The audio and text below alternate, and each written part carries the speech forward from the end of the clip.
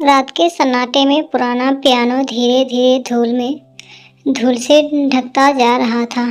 कभी उसी पियानो की धुन पूरे घर को जगा देती थी। आज घर में खामोशी थी। गहरी, भारी और चुभती हुई अनन्या उस पियानो के सामने बैठी थी।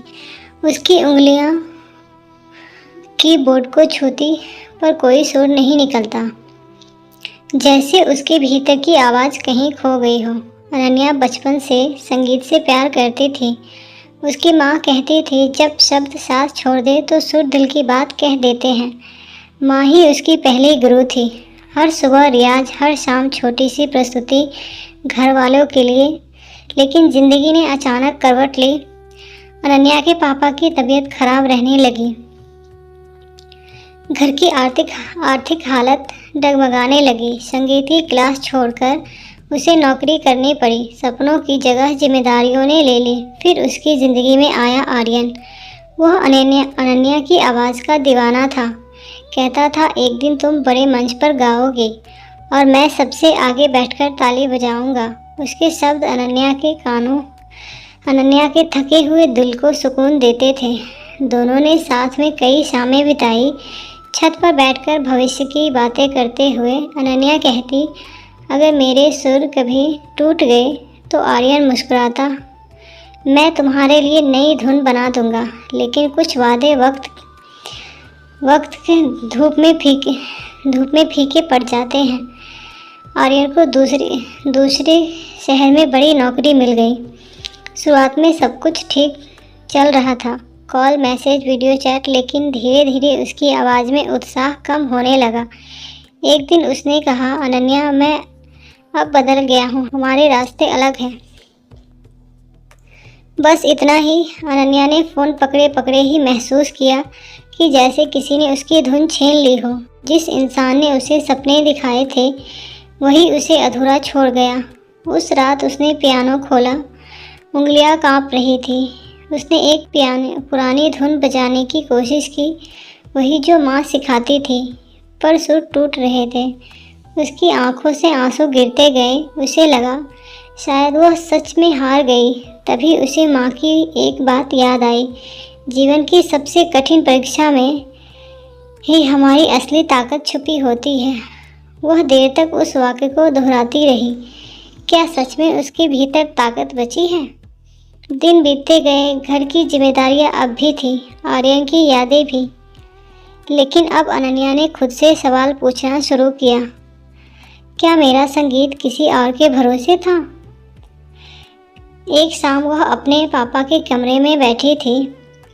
पापा ने धीमे से कहा, बेटा, तेरी माँ चाहती थी कि तू गाना कभी ना छोड़े। उनकी आंखों में उम्मीद थी, वही उम्मीद जिसने अनन्या को फिर से पियानो के सामने बैठा दिया। इस बार उसने किसी को याद करके नहीं, खुद को याद करके सुर छेड़ा। धीरे धीरे धुन बनने लगी। सुर कांप रहे थे लेकिन जिंदा थे। उसे एहसास हुआ दर्द ने उसकी आवाज़ को कमज़ोर नहीं किया, गहरा बना दिया है। कुछ महीनों बाद उसने छोटे से सांस्कृतिक कार्यक्रम में हिस्सा लिया। मंच छोटा था, भीड़ भी कम थी, पर जब उसने गाना शुरू किया उसकी आवाज़ में सच्चाई थी। हर शब्द में उसका संघर्ष था, हर सुर में उसका टूटना और फिर उठना। तालियां बजी। अनन्या की आंखें नम थी। उसे लगा माँ कहीं मुस्कुरा रही है। कार्यक्रम के बाद एक छोटी लड़की उसके पास आई और बोली, दीदी, मैं भी आपकी तरह गाना चाहती हूँ।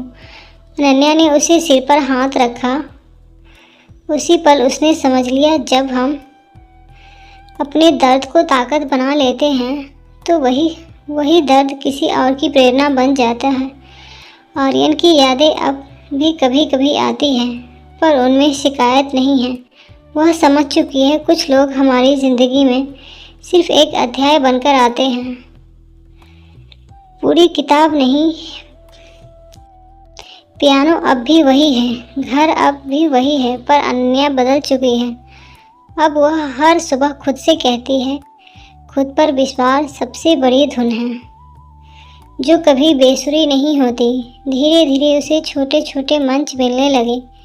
उसकी आवाज़ में दर्द था और वही दर्द लोगों के दिल तक पहुंचता था। एक दिन उसे अपनी पहली रिकॉर्डिंग का मौका मिला। स्टूडियो में खड़ी होकर उसने आंखें बंद की। उसे लगा जैसे उसकी सारी अधूरी धुनें आज पूरी हो रही हैं। रिकॉर्डिंग ख़त्म हुई। उसने आसमान की ओर देखा और मन ही मन में कहा, माँ, मैंने हार नहीं मानी। उसकी ज़िंदगी में अभी भी चुनौतियाँ हैं, संघर्ष ख़त्म नहीं हुए। लेकिन अब वह जानती है, अधूरी धुनें ही हमें नई रचना करने की हिम्मत देती हैं।